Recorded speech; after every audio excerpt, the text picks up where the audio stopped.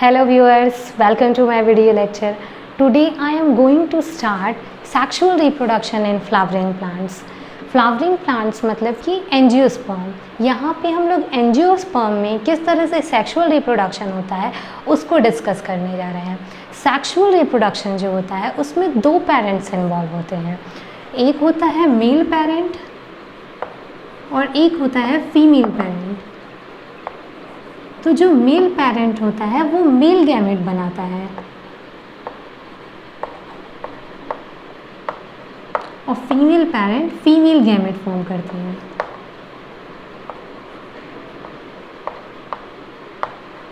और फिर इन दोनों के फ्यूजन से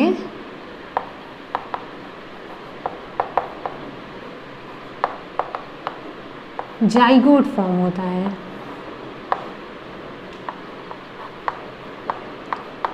और फिर ये जाइगोट डेवलप करता है एम्ब्रियो।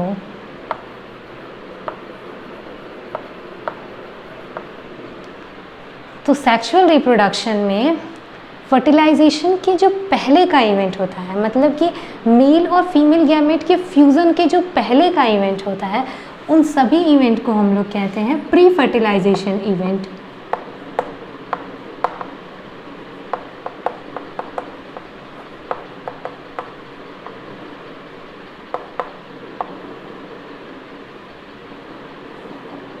और फर्टिलाइजेशन के बाद जितने इवेंट्स होते हैं उसको कहते हैं post fertilization event.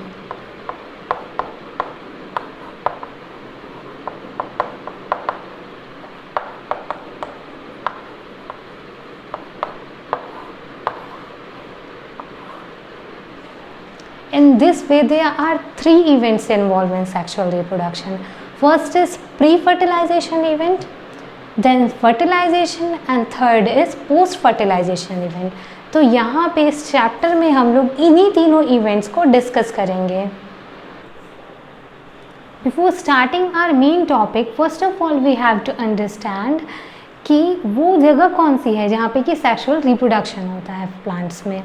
So the flower is a site where the sexual reproduction takes place. Flowers के सबसे पहले हम लोग इसके पार्ट्स को समझ लेते हैं। जो फ्लावर्स है उसमें मेनली 4 पार्ट्स होते हैं। इस जो फर्स्ट पार्ट है वो है कैलिक्स। कैलिक्स जो है सब फ्लावर में सबसे बाहर की तरफ प्रेजेंट होता है और इसके एक यूनिट को कहते हैं सेपल। जैसे कि ये है सेपल, जैसे सेपल जो कि ग्रीन कलर का होता है और फोटोसिंथेसिस करता है। और जब ये फ्लावर जब बड के फॉर्म में रहता है तो उस समय ये सेपल प्रोटेक्शन प्रोवाइड करता है। सेकेंड पार्ट इज कोरोला, जिसके एक यूनिट को हम लोग कहते हैं पेटल। जैसे ये है पेटल। पेटल जो होता है, जैसे कि सेपल ग्रीन कलर का था तो पेटल जो होता है वो ग्रीन कलर को छोड़ करके डिफरेंट कलर्स का होता है। मतलब कि पेटल कैसे होते हैं, colourful, for attract the insect, insect को अट्रैक्ट कर सके फॉर द पॉलिनेशन। थर्ड जो पार्ट है वो है एंड्रोशियम, जिसके यूनिट को हम लोग कहते हैं स्टेमन। ये दिस इज स्टेमन। स्टेमन के 2 पार्ट्स होते हैं। नीचे वाला स्टॉक लाइक पोर्शन को कहते हैं हम लोग फिलामेंट और उसके फिलामेंट के हेड पे प्रेजेंट होता है एंथर। और जो ये स्टेमन है वो फ्लावर में मेल रिप्रोडक्टिव ऑर्गन को रिप्रेजेंट करता है। Fourth part is gynoecium. Gynoecium जो है उसके हम लोग यूनिट को कहते हैं पिस्टल।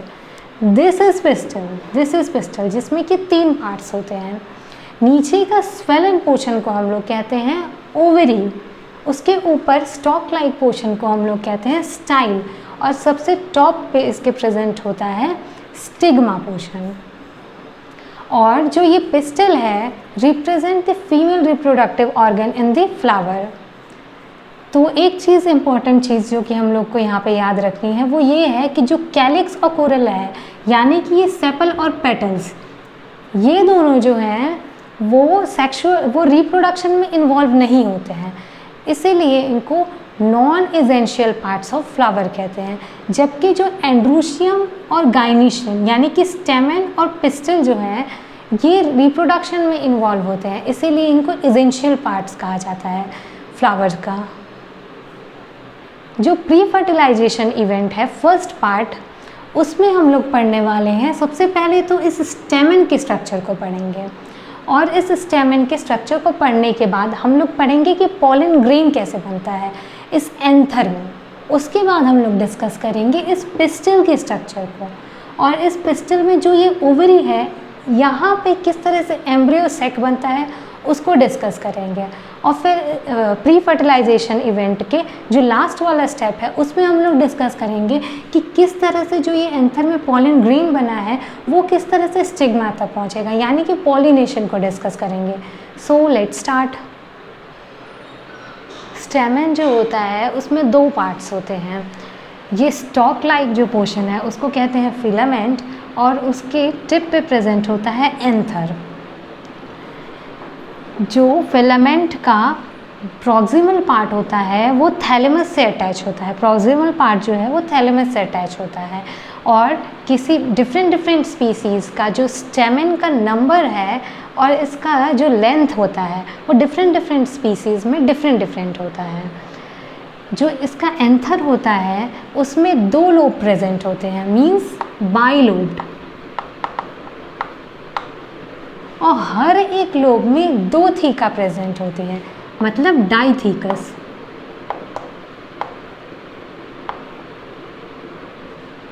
जब हम लोग इसके टीएस को देखते हैं तो हम लोग देखेंगे कि इसके टीएस में इसके चारों कोनों पर 4 माइक्रोस्पोरेंजिया प्रेजेंट है। ये सब क्या है? माइक्रोस्पोरेंजिया। और माइक्रोस्पोरेंजिया है वो 4 लेयर से कवर्ड होता है। फर्स्ट लेयर जो है वो है एपिडर्मिस, उसके अंदर प्रेजेंट होता है एंडोथीसियम, उसके अंदर प्रेजेंट होता है, दिस इज मिडिल लेयर। और माइक्रोस्पोरेंजिया के ठीक बाहर, यानी कि इस इधर से देखें आउटर साइड से, तो सबसे इनर मोस्ट जो लेयर है वो होती है टेपिटम की।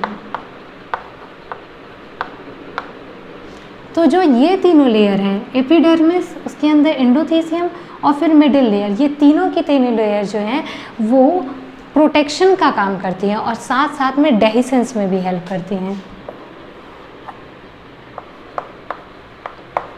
प्रोटेक्शन का काम करती हैं एंड हेल्प इन डेहिसेंस।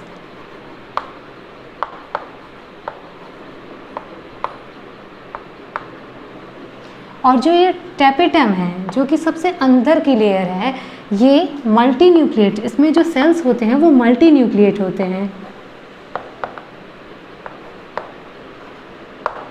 और साथ में इसके अंदर जो पॉलन ग्रेन बनते हैं उसको ये न्यूट्रिएंट्स प्रोवाइड करते हैं, नरिशमेंट देते हैं।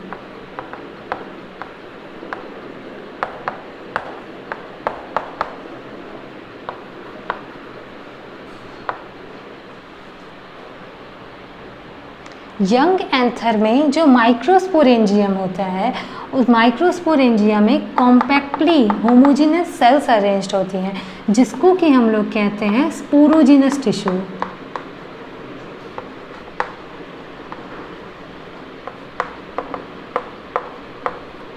इस स्पोरोजिनस टिश्यू में माइटोटिक डिवीज़न से माइक्रोस्पोर्स बनते हैं। इसमें क्या होता है कि माइक्रोस्पोर मदर सेल या फिर पॉलन मदर सेल में मियोसिस से माइक्रोस्पोर्स बनते हैं। Formation of microspore from microspore mother cell और pollen mother cell is known as microsporogenesis. इसी को हम लोग माइक्रोस्पोरोजेनेसिस कहते हैं।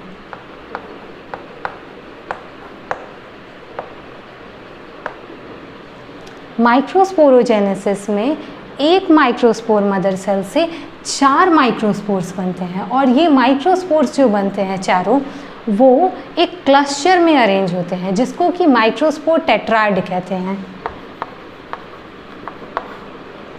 मियोसिस से जो माइक्रोस्पोर्स बनते हैं वो क्लस्टर में अरेंज होते हैं, जिसको कि माइक्रोस्पोर टेट्राड कहते हैं।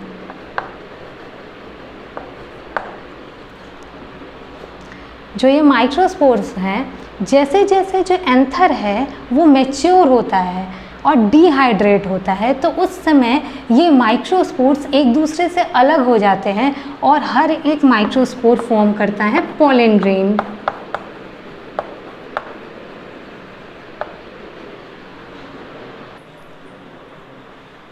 Now let understand difference between young anther and mature anther. तो जो सबसे पहला डिफरेंस ये है कि जब हम लोग एक यंग एंथर के टीएस को देखते हैं तो उसमें हम लोगों को चारों कोने पर 4 माइक्रोस्पोरेंजिया देखते हैं, जबकि जो मैच्योर एंथर है उसका जब टीएस देखते हैं तो हम लोग देखेंगे कि इसमें 4 माइक्रोस्पोरेंजिया थे, उसकी जगह पे यहाँ पे 2 पॉलन सैक दिखते हैं। सेकेंड डिफरेंस इज दैट इसमें जो माइक्रोस्पोरेंजिया है उसके अंदर स्पोरोजेनस टिश्यूफिल थी, जबकि जो मैच्योर एंथर होता है उसमें पॉलन सैक के अंदर पॉलन ग्रेन्स प्रेजेंट होते हैं। थर्ड डिफरेंस इज दैट कि जो ये माइक्रोस्पोरेंजिया है वो 4 लेयर से कवर्ड है। First is epidermis, second is endothecium, third is middle layer and fourth is tapetum. जबकि जो ये मैच्योर एंथर में क्या होता है, केवल 2 ही लेयर प्रेजेंट होती है। बाहर वाली 2 लेयर एपिडर्मिस और इंडोथीसियम केवल 2 लेयर प्रेजेंट होती है। जो मिडिल लेयर और टेपिटम है वो एब्सेंट होता है। Now let understand what is pollen grain. Pollen grain जो है वो मेल गैमेटोफाइट को रिप्रेजेंट करता है। पॉलन ग्रेन जो है वो उसमें 2 लेयर्स से कवर्ड होता है। जो बाहर वाली लेयर होती है उसको हम लोग कहते हैं एग्जाइम, जो कि स्पोरोपोलेनिन की बनी होती है। जो ये स्पोरोपोलेनिन है is the most resistance organic matter है, जो कि किसी भी तरह के एंजाइम से, स्ट्रॉन्ग एल्कली से, स्ट्रॉन्ग एसिड से या फिर हाई टेम्परेचर से डिग्रेड नहीं होता है। यही रीज़न है कि जो पॉलन ग्रेन्स होते हैं इनको हम लोग फॉसिल की तरह प्रिजर्व करके भी रख सकते हैं। इस एग्जाइम के ठीक अंदर इनर लेयर को हम लोग कहते हैं इंटाइन। इंटाइन जो है ये थिन लेयर होती है जो कि पैक्टिन और सेलुलोज की बनी होती है।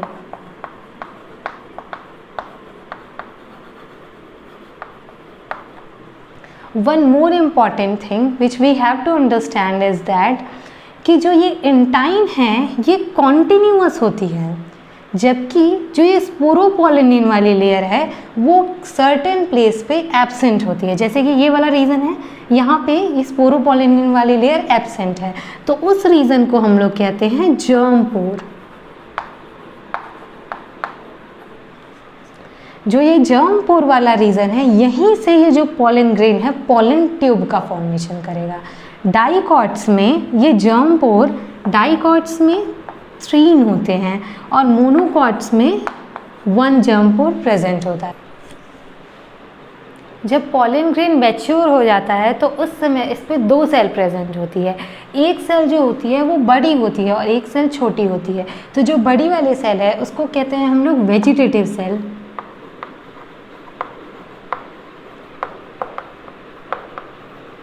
और जो स्मॉल साइज़ की सेल होती है उसको हम लोग कहते हैं जेनरेटिव सेल।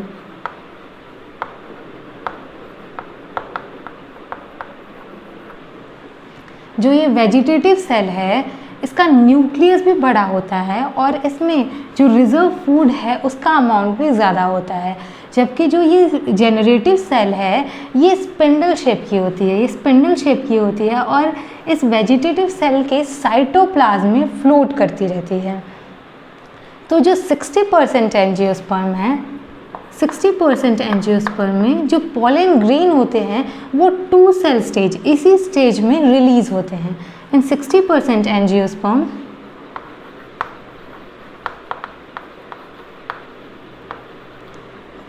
पॉलन ग्रेन जो है वो 2 सेल स्टेज में रिलीज होते हैं। और जो रिमेनिंग एंजियोस्पर्म्स हैं उनमें क्या होता है कि जो ये जेनरेटिव सेल है,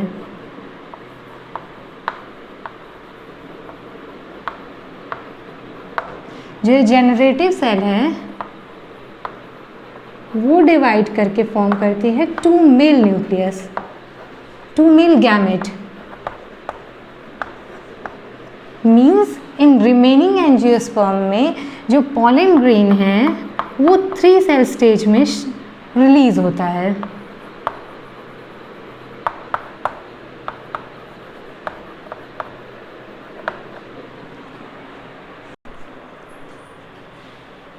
now let understand what is pollen allergy. मतलब कि कुछ जो पॉलन ग्रेन होते हैं, कुछ प्लांट के पॉलन ग्रेन, वो कुछ लोगों में एलर्जी कॉज करते हैं, जिसकी वजह से उनमें कई तरह की बीमारियां जैसे कि अस्थमा और ब्रोंकाइटिस हो जाता है। एग्जाम्पल जो पार्थेनियम है, ये कंटेमिनेटेड वीट के इंपोर्ट से इंडिया आया था और ये जो है ये पॉलन एलर्जी कॉज करता है। Now let understand what is pollen product. जैसा कि हम लोग जानते हैं कि जो पॉलन ग्रेन होता है वो न्यूट्रिएंट्स रिच होता है, जिसकी वजह से जो लोग होते हैं पॉलन टैबलेट्स का यूज़ करते हैं as a food supplement. Western country में जो पॉलन प्रोडक्ट्स हैं वो डिफरेंट फॉर्म्स में अवेलेबल हैं, टैबलेट के फॉर्म में, सिरप के फॉर्म में, और ये माना जाता है कि ये पॉलन जो है इसका कंजप्शन करने से जो एथलीट्स और रेस हॉर्सेस हैं उनकी परफॉर्मेंस बढ़ जाती है। Now let understand what is pollen viability. Pollen viability का मतलब होता है कि कोई भी पॉलन ग्रेन कितने टाइम तक फंक्शनल है, मतलब कितने टाइम तक अगर वो स्टिग्मा पे पहुँचे तो पॉलन ट्यूब फॉर्म कर सकता है, उसको कहते हैं पॉलन वायबिलिटी। तो फर्टिलाइजेशन के लिए इम्पॉर्टेंट ये है कि जो पॉलन ग्रेन होते हैं वो रिलीज़ होने के बाद अपनी वायबिलिटी ख़त्म होने से पहले वो स्टिग्मा तक पहुँचे, तो जाके तो फर्टिलाइजेशन हो पाएगा। पॉलन ग्रेन की जो वायबिलिटी होती है वो टेम्परेचर और ह्यूमिडिटी पे डिपेंड करती है। जो कुछ प्लांट्स होते हैं जैसे कि राइस, वीट्स, इनमें जो वायबिलिटी होती है वो काफ़ी कम होती है, इनमें वायबिलिटी केवल 30 मिनट्स की होती है। पर कि जो कुछ प्लांट्स होते हैं, example Rosaceae, Leguminosae and Solanaceae के जो मेंबर्स होते हैं, उनके जो पॉलन ग्रेन होते हैं उनकी वायबिलिटी मंथ्स तक हो सकती है।